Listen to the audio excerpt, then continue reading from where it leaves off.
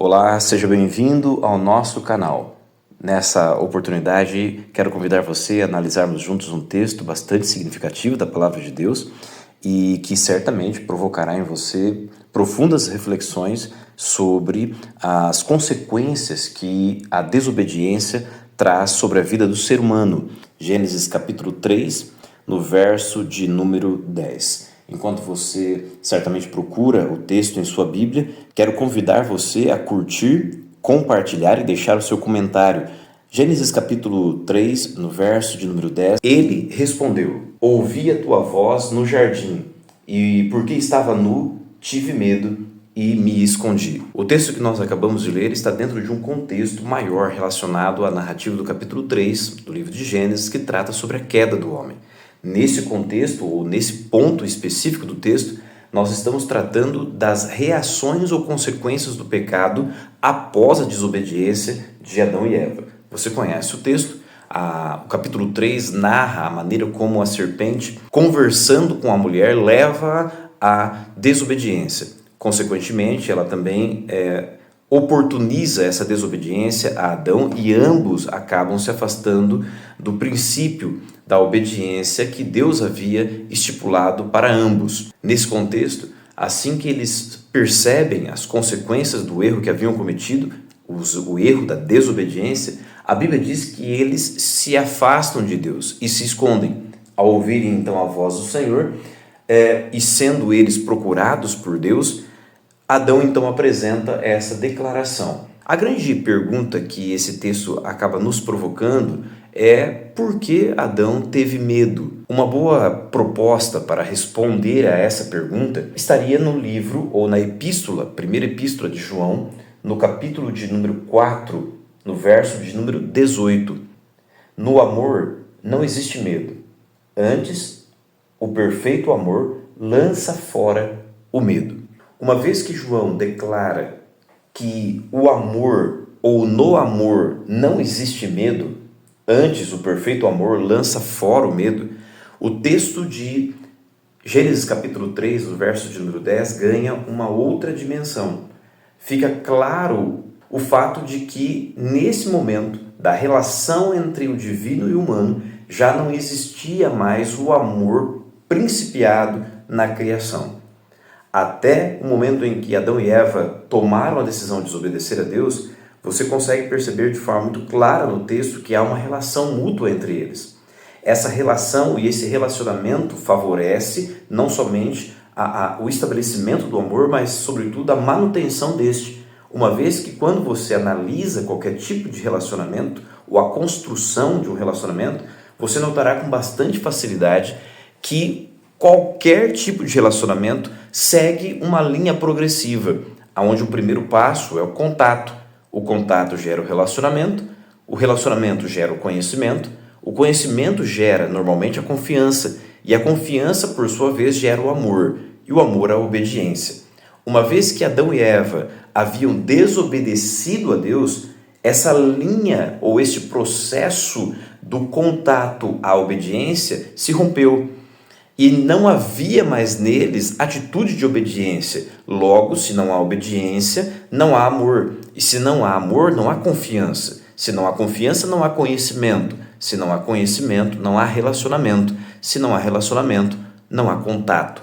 Por isso, Adão e Eva se esconderam do Senhor, a fim de que, por conta desse relacionamento rompido, onde já não havia mais a confiança, o amor e a obediência, eles não viessem então a ser acometidos pelo juízo de Deus.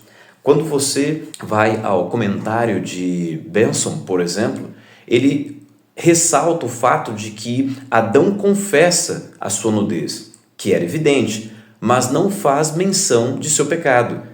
Isso ele deseja esconder, sentindo de fato os efeitos vergonhosos disso, mas ainda não estando verdadeiramente arrependido por aquilo que cometeu. Naquele momento em que Adão e Eva desobedecem a Deus, rompe o relacionamento gerado e sustentado pelo amor. Com a ausência do amor, como diz João no capítulo 4, no verso 18, a ausência do amor gera um espaço vago, que é agora ocupado pelo medo. Matthew Henry vai comentar esse texto e ele vai dizer o seguinte: aqueles que pelo pecado se desviam de Deus devem considerar seriamente onde estão. Eles estão longe de todo o bem, no meio de seus inimigos, na escravidão de Satanás e no caminho para a ruína total. Esta ovelha perdida teria vagado sem fim, se o bom pastor não tivesse procurado e lhe dito que onde ela estava se desviando não poderia ser feliz. Se os pecadores apenas considerassem onde estão, eles não descansarão até que retornem a Deus. É a falha comum e a loucura daqueles que fizeram o mal, quando questionados sobre isso, reconhecer apenas o que é tão manifesto que eles não podem negar. Como Adão, temos razão para ter medo de nos aproximar de Deus, se não estivermos cobertos e vestidos com a justiça de Cristo. Note, a maneira como Matt Henry coloca o seu comentário destaca de forma muito clara que não havia outra oportunidade ou outra reação a ser tomada por Adão e Eva senão se esconderem de Deus. A evidência do pecado que eles cometeram torna o casal o primeiro casal de ovelhas perdidas na Bíblia. E se não é a iniciativa divina de procurá-los e principalmente deixar claro para eles que eles substituíram o amor pelo medo, de maneira nenhuma Adão e Eva teria oportunidade ou condições de retornar à comunhão ou mesmo à presença de Deus. A reação primária ou a atitude primária tomada por Adão e Eva no contexto da queda, em Gênesis 3, no verso de número 10, é algo que vem se reverberando e repetindo até os dias de hoje.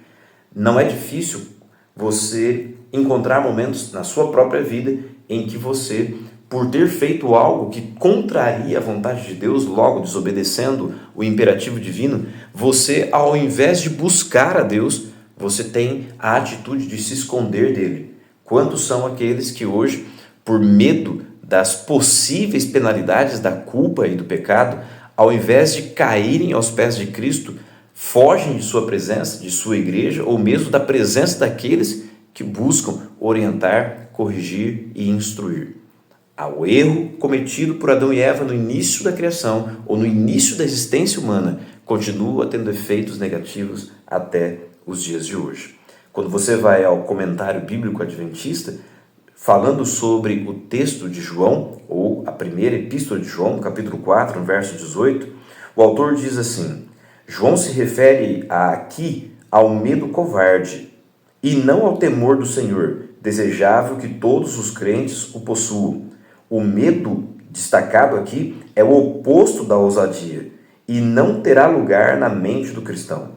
Como Alan E. Boken diz ao comentar este versículo, abre aspas, o medo, que é essencialmente egoísta, não tem lugar no amor, que em sua perfeição envolve completamente a autorrendição. Os dois não podem existir lado a lado. Fecha aspas.